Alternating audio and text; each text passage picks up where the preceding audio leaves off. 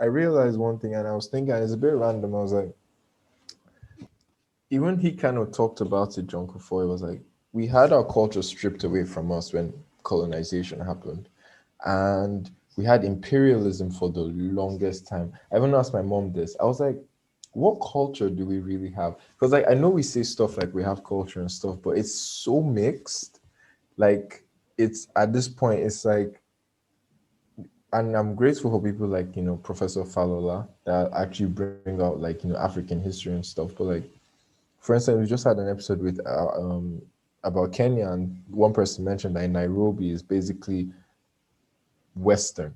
Everyone is Western focused and stuff. And the thing is, like, I came back, I was like, none of this system work in Nigeria because our people, how we are, it doesn't work with it. And I'll give an example. NSARS had no leader, and it was the most organized protest I've not even in Africa I've ever seen. Like I'm talking, if you're in Nigeria then, you think like we're in a utopia. It was so weird. It was like everybody had a connection with each other. Nigerians here, Nigerians abroad, Nigerians everywhere. There was a weird connection for those like 2 weeks. And it made me think what like which system actually works because it has to be something that ties with your culture. If you look at most Asian countries, it does to a degree tie with how they are as a people. If you look at the Western civilization, they're very like, how do I put this? In a broad sense, you can say to a degree they're more like efficient, focused kind of individuals and Yeah. stuff like very linear, Individualistic, yeah. exactly. Like the system works with them, but us, because we have this more community style, Communal, yeah. communal and everything, like we need to find a system that works with how we are as a people, especially in Nigeria. But what I wanted to say actually initially was tied into what Obina was talking, and it's a question for everyone. He spoke about the fact that there are people that just thrive in chaos, there are people that are there to, put the structure in place and there to build. Would you say that the leaders, although that we have, what's it called? We as a whole, let's start with Ghana and then stretch it out to like Nigeria and like other African countries. Would you say that they were the people that thrived in chaos for the situation they found themselves in? Because he brought this up because he spoke about colonization. He spoke about the fact that they had military rule. We'll never understand those two perspectives, and then they had democracy. How from what he spoke about and what you just said, Obina, those two different kinds of people, do you think, as much as we might say all these things about them, they were required at the time they became leaders? Yeah, hopefully we'll never have those two scenarios.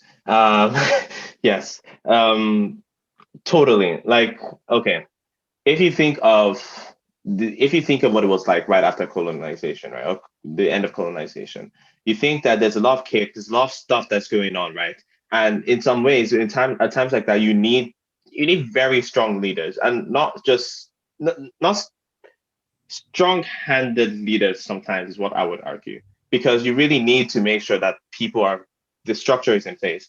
But at the same time, you have to think of the kind of, if you this is stereotype, of course, but you have to think of the kind of people who tend to be strong-handed leaders, right? They tend to be very macho. They tend to be almost like strongmen in some ways, right? You see it in a bunch of places across the world. And sometimes strongmen are not very democratic men, if that makes sense, or are not very, is it egalitarian? They don't like to share. They like to concentrate the power because that's how they become strongmen. That's the kind of mindset that they have. They yeah. So I think that yes, because of the nature of the system, the people who thrived in it were also the kind of people who might not necessarily develop systems for other people to thrive. It's kind of a very bad situation to be in. And to add to that, I'll say, so when I was undergrad, I took a leadership as part of the leadership program. And one of the definitions of leadership they give us that I've always held on to is that, leadership is the relationship between a leader and a follower in a cultural norm governed by particular contexts. And so, for example, something that our professor always say, when there's a fire, You don't want a democratic leader. You don't want a fireman that comes to your apartment and says, well, let's consider amongst ourselves, what is the best way to solve a fire? No, you want a fireman who comes say, you do this, you do this. You want the structure. And then at other times, maybe you want a transformational leader who comes and inspires you, And so I think that it's very important that, at different places in history, it calls for different people. And Obina, the example you gave that after colonialism, I'd argue that Ghana is the perfect example, because Nkrumah was strong-handed that way, imprisoned a lot of his the people he disagreed with. He imprisoned them because he wanted to keep a very linear way of thought that he thought the country should run under.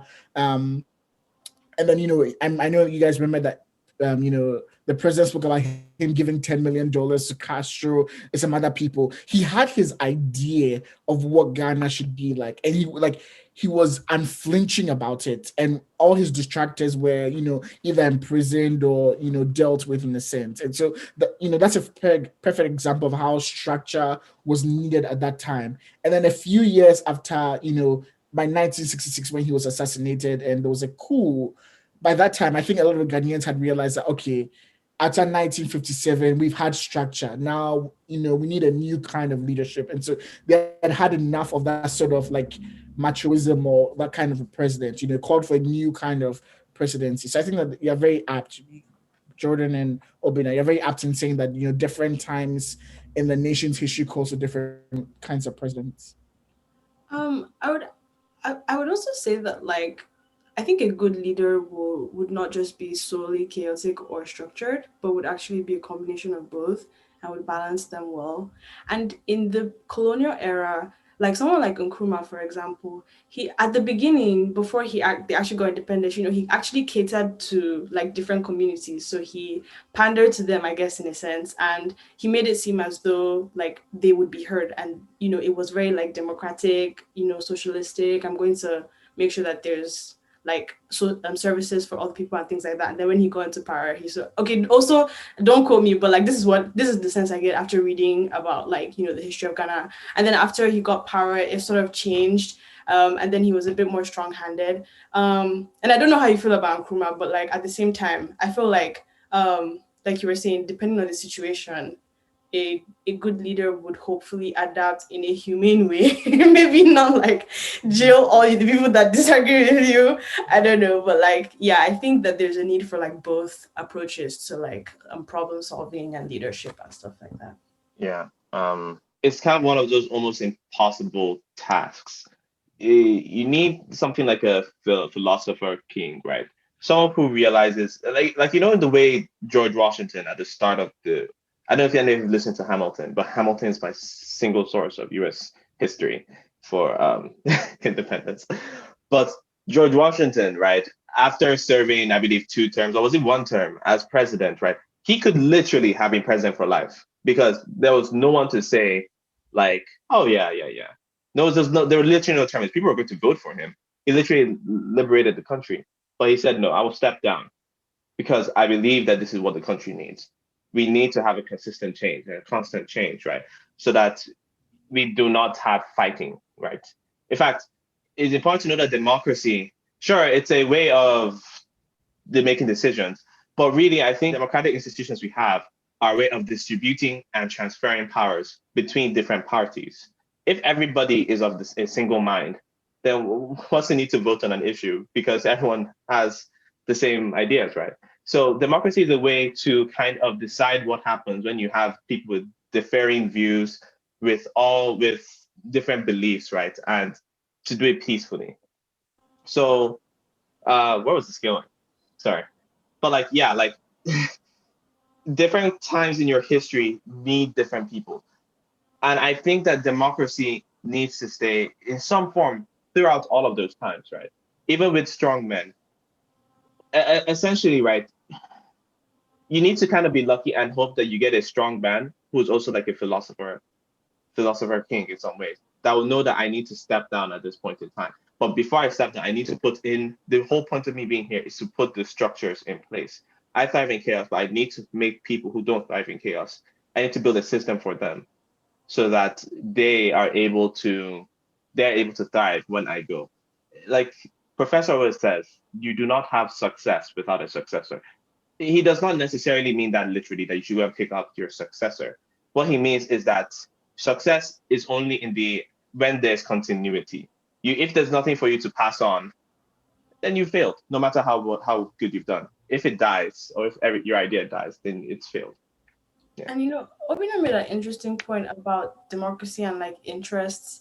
And I think that's why democracy not has to, but I think it should thrive on the African continent, because like he was saying, in a situation or in a country where everything is homogeneous, you don't need to contend because everybody agrees, right? And so in a place where there's a multiplicity of interests, you need a way for people to be able to be heard, to voice their concerns, and a way for like there to be true deliberation so that there's equity and justice. And so, yeah, I think that's a very interesting point. So, Papa, just like kind of moving away from the democratic question, but how have you found this experience speaking to, the president? Because like, yeah, I know like it was cool and all, but I was telling Obina this when Obasanjo was speaking. I'm like, I can hear him on the radio show.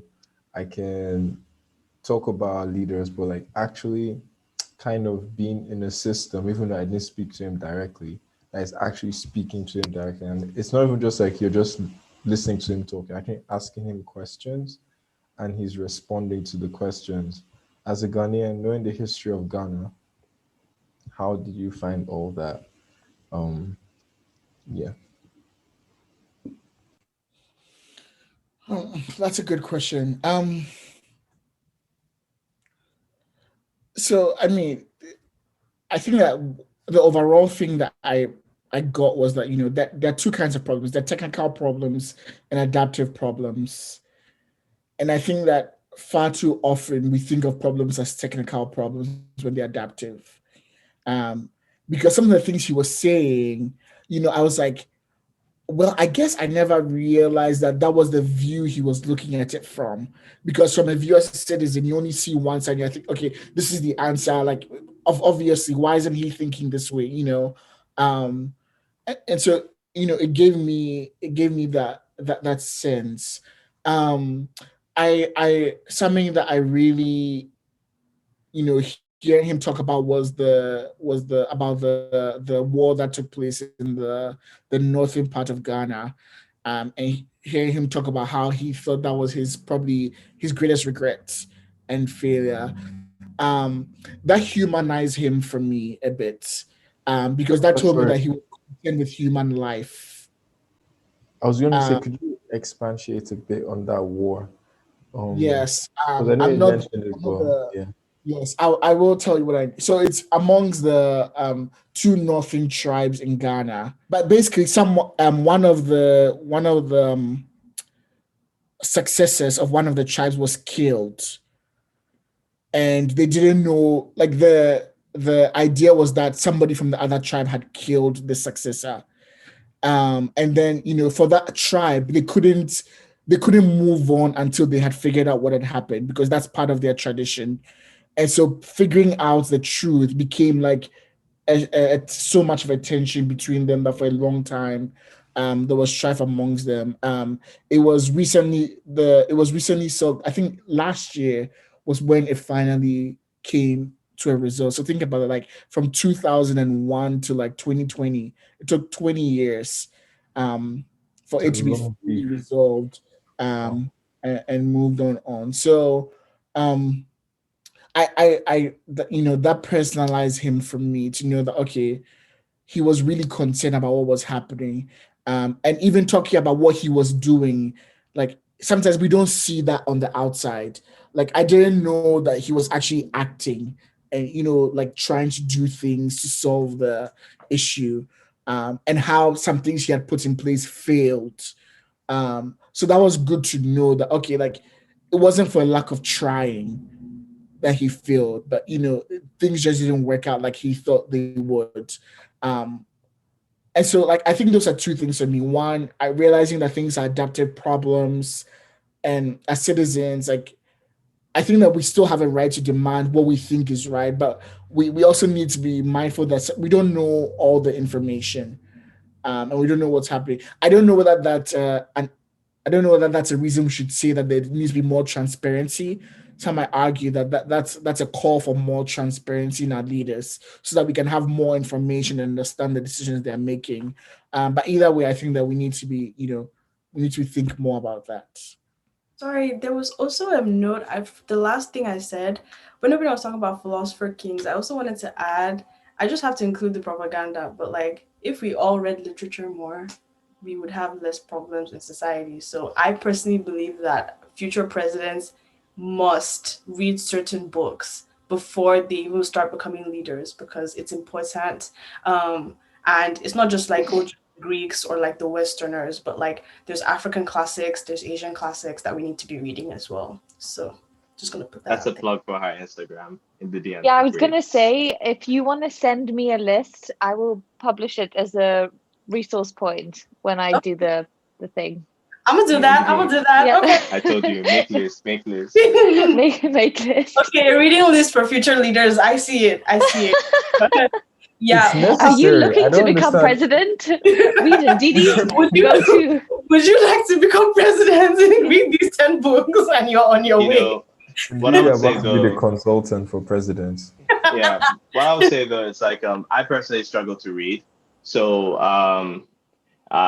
so what I'll ask is if you're doing that, Listening to audiobooks counts as reading, in my opinion. So yes, I know. Please link the audiobooks or link alternative resources, right? Like audiobooks especially because I think a lot of people out there who struggle to read drastically underestimate the power of audiobooks. And you don't have to get the audiobook itself. You can get the normal book and you can find an e-reader online to read it out to you. And definitely, if people ever struggle to read, do that. That is the only reason why I can pass my classes. I was gonna say, and also like podcasts. Podcasts have really transformed knowledge transfer. And so I don't know whether Mama Africa, this is something you might want to take up. Like, find one of those books and do like a book club, and then we discuss it together. That's a good way to That's a share great that idea. information. you guys can partner with me and we can do because I talk about books. So yeah, hit me up. Yeah. What I was gonna say about President Kufuor actually was that, when he was talking about like his regrets as well, what Papa was saying, I really, really appreciated that because I think like Papa said exactly what I'm just repeating what Papa said. I'm really sorry.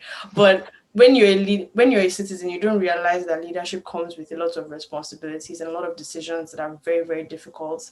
And so we just from the outside, like, we're just like, oh, this person is like crappy or like this is a horrible situation, but they're actually balancing a lot of things and a lot of interests that we might not know about. So maybe we should also be a bit more gracious to people. True. Yeah. On that note, just like a Hashtag quick presidents are still people. presidents are still people too. Let's Screaming. make that. They'll think we want to run for president. That's what we're saying is when we go and do. I mean, Like, okay, that's So we go Zambia, Nigeria, Ghana. A topic for later. How much should we forgive? Recognizing Ooh, that's an interesting how one. much should we forgive? It's on a case by case basis. How to analyze the scenario, analyze the situation. we have a couple of scales, yeah. Just yes or no. After listening to President Kufuor and all we've spoken about, would you still want to be leaders in your country? Would you want to be leaders in your country? Some of us never wanted to be leader in the first place. I mean, every time we've asked the question, someone has jumped to answer it. This is the first time all of you were like, no, feel free, you go first. Yeah, Papa, you go first. I absolutely, I know earlier I had spoken about the naivety of all the idealism of Kufuor, saying that people who are benefiting somewhere else should come back. But I love Ghana too much to sit idly by and not get involved. So Papa 2021. I don't know. 2030? You have to be 35, I think, to run for president. 2020. How long have you got? 20, maybe got like 10 more years left. We'll see. Papa 2035. But You yeah, heard it here first, exclusive. Critical mass.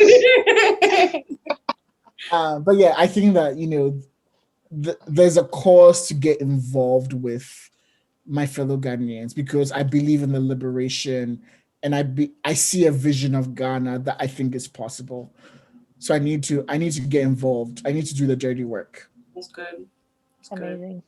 You know, Obina, Power to you. want to do Igbo politics? Okay, so it did go away. I think politics is rubbish. That's my opinion. I should probably not say that like this, but I don't think I'd ever want to be involved in politics, right? However, if you bring me into business, I want to talk business. This is a stereotype, but it's my Igbo side. It's just like, let's talk business, baby. And I think that it's important to realize that leadership comes in different forms, right? And I don't think I'll ever want to be a political leader. It's too much stress. But I would always, I still plan on going back to be involved in business in some form in Nigeria. Like, I almost don't want to say hold me to it, but also please hold me to it. Like, I want to go back to Nigeria and I want to be involved. Like, I think that it is my responsibility concerning the people who have brought me here and the community that has raised me, right? I'll find you in Texas, in your house. I will knock on the door and say, "Oh, guys, I thought you said you're coming back to Nigeria." But like, yeah. Like, the thing is, like, when President Kufuor, if all he did was confirm the stuff, it mostly confirmed the stuff that like I knew about, like the difficulties of stuff, right? So I hope that they open up some more and tell me just how difficult it is, because like I said, I'm a masochist. I'm a masochist because I'm trying to train myself to get to the point where I get into the chaos and I laugh at it. But yeah, don't hold me to it. Oh, do hold me to it. Sorry. Yeah. Indeed great. Indeed reads. I don't see the only reason I would get involved in politics was if it was serving some greater end. And I only care about like education and literature. So I can't do it. I just can't. It stresses me out reading the news. So what about like Ndidi? What if like you get the opportunity to become like a minister of education? Yes, I was just gonna say that. That's how it would depend, because you see, Minister of Education, I feel like sometimes when you now look at the populace they are supposed to be educating, did they do their work? So I would only do it if I was actually going to help educate Nigerians. But if I was just doing it just to be a minister, I can't do it. I really can't because it's stressful. So yeah, but I do want to go back. I mean, at this point, I have no choice. So you don't have a choice. If not, we won't have an Africa. Like, it is what it is. Yeah. All right, guys. Diana, do you want to go first? See, with science, doctor. With science, it's hard. Like, I'd love to go back. I feel, especially being so obviously not indigenously Zambian, but like born and brought up in Zambia, and so feel Zambian. I feel like I owe it to Zambia to go back. So I feel indebted to this country that made me, right? But at the same time, there is like a selfish streak where I think, like, what am I going back to? It comes back all the way to our conversation at the beginning of I don't really know what I'm going back to. I would be leaving stability and safety and free healthcare and free education for my children to go back to fight for something that I don't think I can achieve. So I have considered, because I am, if presented with the opportunity, I'd go into politics, I think. But the opportunity would have to come to me. I don't necessarily think I'd go looking for it. But when I was in Zambia and I was and I considered doing things with like the Ministry of like Agriculture and stuff because of my background, I went to a vet to speak about export permits for horses. And he said to me, "Oh, you can't export a horse because this disease," I can't remember it off the top of my head, "this disease is rampant in this area, so we can't give you export permits for horses." So I said, "Why horses?" He said, "Because they can be infected by this disease." This is a government vet in charge of exporting of animals, and he got that wrong. At the time, that disease in particular wasn't able to infect horses; it only infected cows and sheep. So I was like, whoa, this is my district official that's supposed to know everything to do with it. And I just felt like if I went back, I'd be beating my head against a wall a bit. If I may add on to that, sorry, it's just like Mm. I know I'm saying going back, right? And I'm saying hold me accountable to it, but Jesus, I am not going to go back without a plan. Like No, I no. like I'm part of the reason why I'm even staying here a bit. It's like, there is like from an economic perspective, like that you can make a lot more money here before you go back, right? Yeah. Or even Yeah. if you go back, make sure you have a plan and don't make it up as you go there, right? So I should say only go back if you have a plan. If the country is going into a civil war, that might not necessarily be the best time to go back. No, of course not. And I Like, think, yeah, I think yeah. it's important to acknowledge the avenues that one does have. Ideally, I'd go back. Ideally, I would go back. But like functionally, can I go back and make an impact as well as have a sustainable life and have money to feed and clothe and whatever my children without having to turn back to my parents and be like, I know I left your house 20 years ago, but would you mind? Could you pay my kids' school fees? Can you lend me a house or something? Yeah, can you leave and I'll just stay here, So it's like a weird dynamic. I'd love to go back, but whether or not it's functional is a different question. Sorry, Joel, I know you have to come in, but I think it's also important to realize that even though President Kufuor said that yes, you can't be making the change you want to see from out there, I think it's also important to realize that there are different ways to serve the African community, right? Yeah. You don't, and I know he said that you should come back, but you don't necessarily need to be there to make a change. Like even if you're here in the US and you're a venture capitalist, right, and you're working in a bank, still a way that you can make an impact. You can still invest in African firms, right? And you can still give them advice, especially since you're in, I guess, what we call the hub of startup affairs. So yeah. Making an impact, sure, you can be on the ground, but you can also make an impact with your money, with your knowledge, with your skills, right? Yeah. And of course, the levels of impact you can have. In fact, I don't think there's any way we can truly define what kind of impact you can have, because you determine how much impact you have. There are people who are probably sitting in New York who have more impact than like some graduate that went back to Nigeria and is like on the streets, because they have found a better avenue for providing or to give back to their community. So I think that's important to remember. So sorry, Jordan. No, that's exactly it with my sort of situation in particular. Because I studied like a science-based degree, the ideal would be to go back and serve that kind of community, but that would require me to start up a laboratory. Like I can't, until I became like into science, I had no idea how much that would cost, and that's a ridiculous amount of money. I definitely have to make money elsewhere to then bring it back, which I'm happy to do. If I have the capital to be a bit more risky with my money, I would do it. But at this point, like graduating in 2 years, I don't have that kind of money. Yeah. The safety net, I need it. No, it makes sense. I don't have a choice, to be honest. I think, to be honest, like staying, I like I keep saying, like staying back has really humbled me. I'm coming to the UK and no, for real, man. Like I'm a changed man. I've repented. no, No the thing longer is, an idealist. bruh, because the thing is, obviously, I'm not saying like I was just like pretentious individual, but like Papa said, that idealism. But seeing the suffering, to me, it's the suffering. For me personally, like not for anything else, but the people in the grassroots. Not for anything else like power, stuff like that. I'm a very simple dude, to be honest. I don't need huge amounts of power. I don't need any of those things. But the amount of suffering in Nigeria is terrible. Yeah. It's It's a so terrible thing to bad. see.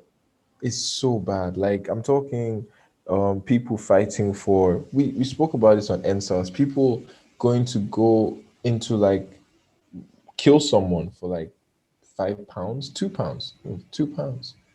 That's £2. People don't have £2. And that's what gets me personally. And even to be honest, like this interview has helped to some degree, like understand, like, our leaders are humans too.